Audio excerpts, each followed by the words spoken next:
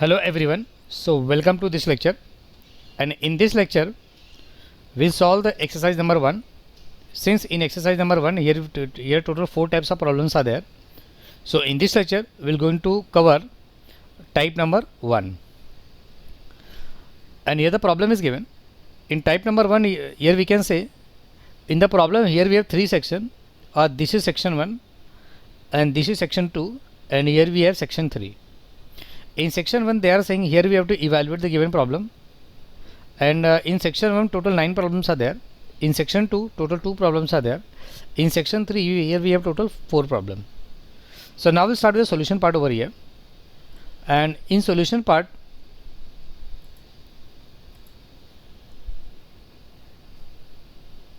okay, so this is question bank over here. So in solution part here we'll start with the section 1 first. And section 1 they are saying what we have to do over here exactly. In sum number 1 they are saying here we have to evaluate 15 mod of 12. So in type number 1 here we're going to learn how to find the modulus value. To find the modulus value, what we'll do, since in problem here 2 operators are there, this is the operand 1 and this is operand 2. So to find the modulus value, the first operand will become the quotient of division process, and the second operand become the divisor part. And if we'll divide that thing, so after dividing it will be 12 ones are 12 and the remainder will be 3. So if the remainder is 3, so it will be considered as a basically modulus part. So this is the result of 15 mod of 12 is nothing but 3, and mod is nothing but remainder only. Now we'll solve the second problem in similar way. We can go for the second problem also. In second problem they are saying here we have to find 27 mod of 12. So 27, here we have to find 27 mod of 12, right? So 27 become the quotient and 12 become the divisor, and after divide 12 to the 24, and after subtraction here we'll get a 3. So here 3 become nothing but modulus. In similar way you can solve the sum number 2 also, sum number 3 also. Now we'll move to the sum number 4. Sum number 4 is a little bit different. Here they have given, here we have to find the mod of minus 41 mod of 11. Here we need to calculate, right? So to calculate minus 41 mod of 11, what we're going to do now here we'll again start with the division process only. The first operand, that is a minus of 41, become the quotient, and second operand will be the nothing but divisor. So the minus part will be little bit different.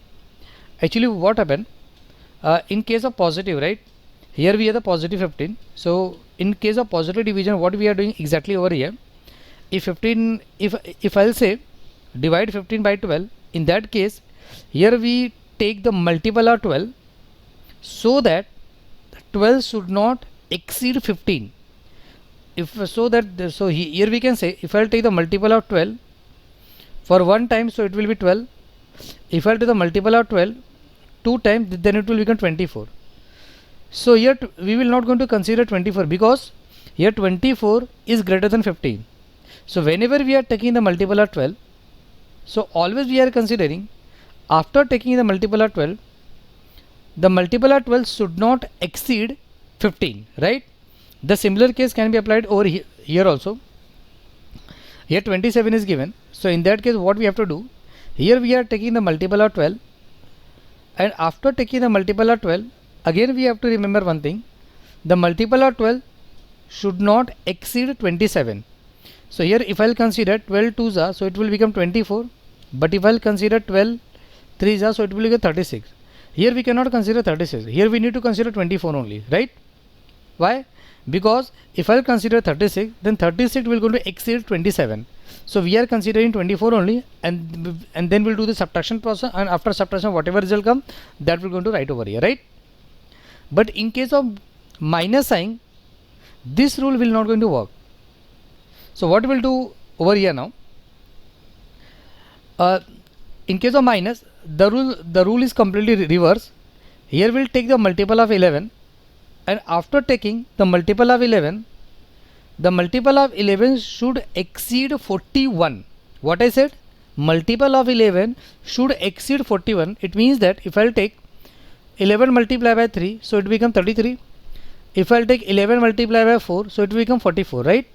So here we're going to consider 11 multiplied by 4 because this 44 exceed minus of 41. I hope this thing is clear to you now. So what we're going to do over here now? Here we'll take the 4 times of multiple of 11. So here we'll write 4, not 4, minus of 4, because here we have to get minus sign, right? So if I'll multiply by minus 4 by 11, so it will become minus of 44, and after that if I'll do the subtraction over here like this thing, if I'll do the subtraction over here, so minus will be plus, and after 44 minus of 41 become 3, right? So hence we can say minus of 41 mod of 11, result is nothing but 3. I hope this problem is clear to you now.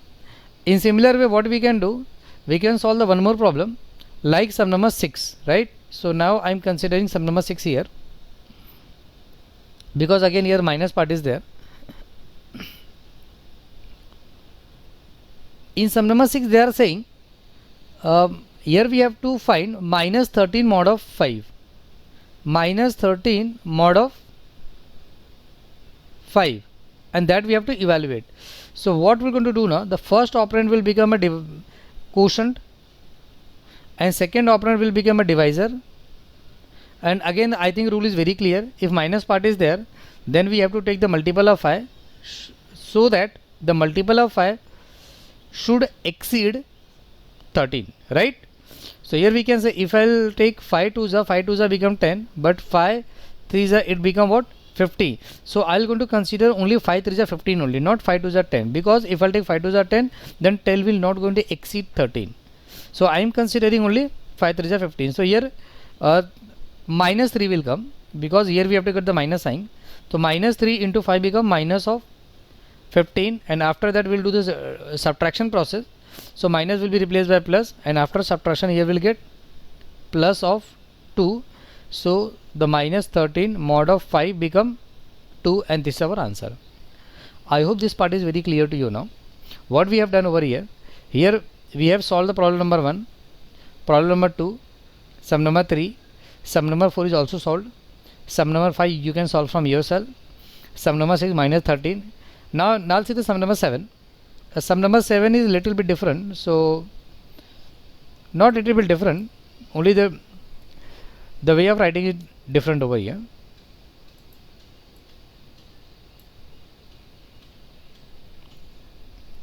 Now here we'll solve the sum number what? Sum number 7. If you see the sum number 7 here, in sum number 7 they have given 17. Here we have to prove exactly 17 is congruent to 1 mod of 6.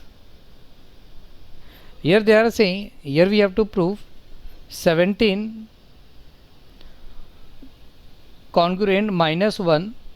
17 congruent minus 1 mod of 6 is equivalent. That we have to prove over here. So in other way, here we can say what we have to do exactly.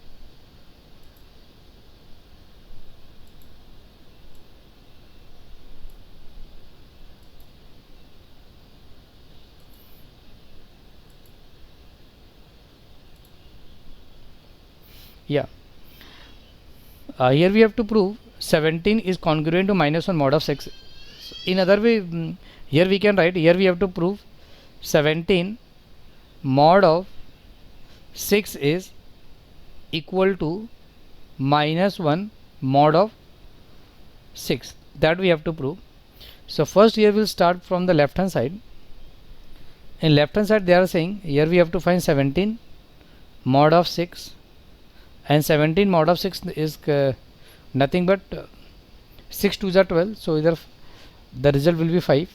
So directly I am writing over here, and if we'll take the right hand side over here, in right hand side here they have given minus 1 mod of 6. So minus 1 mod of 6, what we can do, this is minus 1, this is 6. So here we'll go for we can go multiple of 6 at one time only. So minus 1 and minus of 6 and then plus, and it will become 5. So again it will become 5. So here both the cases are same. It means that the left hand side is equal to what? Right hand side. So hence we can say this condition 17 is congruent to minus 1 mod of 16. Hence proved. So that we have to prove. So already we have solved the sum number 7 also. In sum number 7 basically we have to prove this condition, right? So already we have proved. In similar case we can solve the sum number 8 also. In sum number 8 what they are saying, here we have to prove minus of 14 is congruent to 14 mod of 11. I hope you can solve this problem. And again I can solve, right? Sum number 8 there is a minus of 14, right? Minus 41.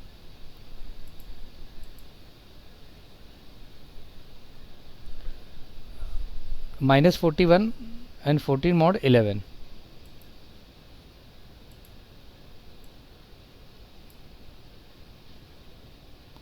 Sum number what?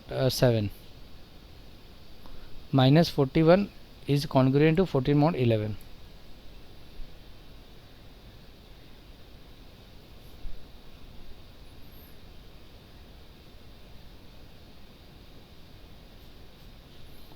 Minus 41 is congruent to 14 mod of 11, right? So you have to, here we have to prove that thing, minus 41 14 mod 11.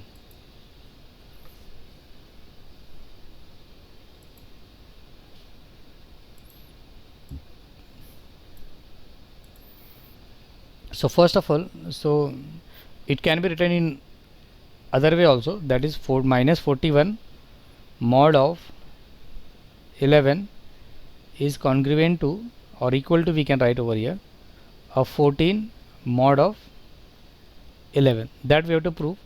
So first I'll start from the left hand side. So left hand side they are saying minus of 41 mod of 11. Here we have to evaluate. So here we'll write minus of 41 11. So we'll go up to 4 times. So minus 4. So it will be, if I'll go to 4 times, so it will be minus of 44 and plus will going to come, and again it will be 3. So here we'll write a 3. So result is 3. Now I'll take right hand side over here. In right hand side they have given 14 mod of 11. So it will go to 1 time and again the result will be 3. So therefore we can say here the left hand side is equal to what? Right hand side. So hence we can say minus of 41 is congruent to 14 mod of 11. Hence proved, right? So we have solved the sum number 7 also. So sum number 7 has been solved. That was sum number 8, not 7, right? So that was nothing but sum number 8.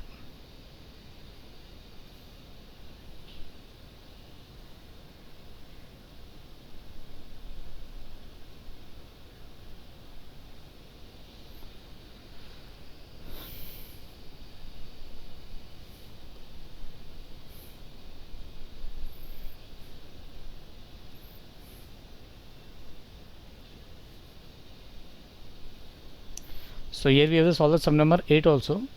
So sum number 8 and sum number 9 you can solve from yourself. Now see the section 2. So section 1 is already completed. So we'll start with section number 2. Section number 2 they are saying find the least positive residue. Least positive residue is nothing but remainder only, right? Here we have to find, here we have to, residue is nothing but remainder. Least positive residue of modulo 13. Here the second operand is given and second operand is nothing but 13. And they are saying in case of 1001 and in case of minus of 1000. So I will solve the first problem first over here.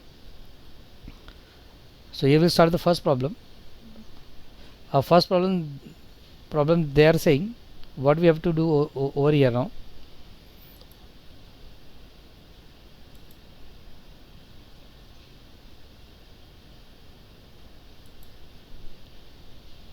(1001 and 13).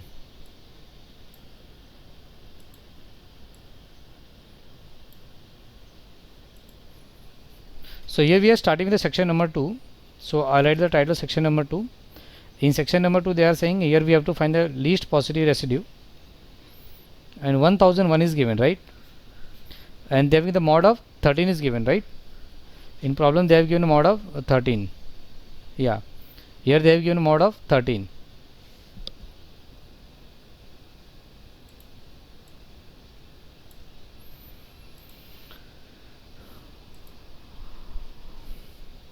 So it means that here we have to evaluate 1001 mod of 13. So if I'll evaluate 1001 mod of 13, then it will be, here we'll write 1001 divided by 13, and from the calculator here we can calculate, and then result will be 1001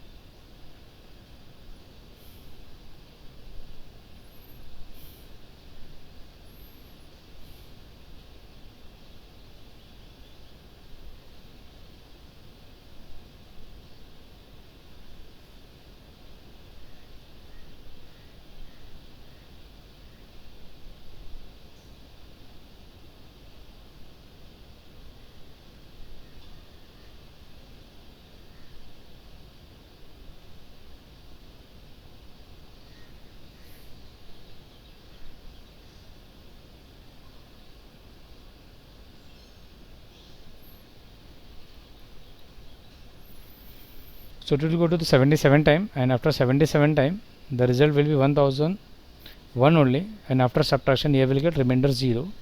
So the remainder become 0. I hope this thing is clear to you now. In second part they are saying what will be the answer for the same case, but only difference is that in second case here they have given, here we have to evaluate for 1000 for 1000, right? Minus 1000 and mod of 13.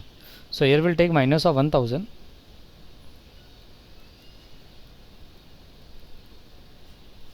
and here minus of 1000 will going to come, and here we have to find mod of 13. The least positive residue is nothing but modulus operator only.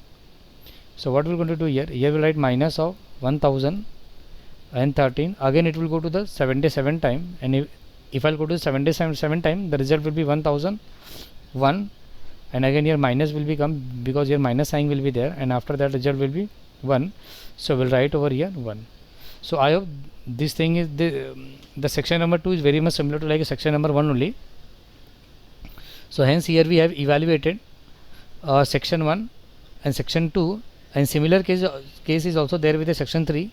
In section 3 here they have given find the least positive residue. It means that here we have to find the modulus only, and the second operand is given 17. So instead of here 13 was given, and here they have given 17. So minus 1000 divided by 17 and minus 115 divided by 17. So I am giving you as a homework, so you can solve this problem and try from yourself, and here answer is given. So if you want you can match with the answer also. So this is the end of. From the next lecture we'll start with type number 2. Thank you.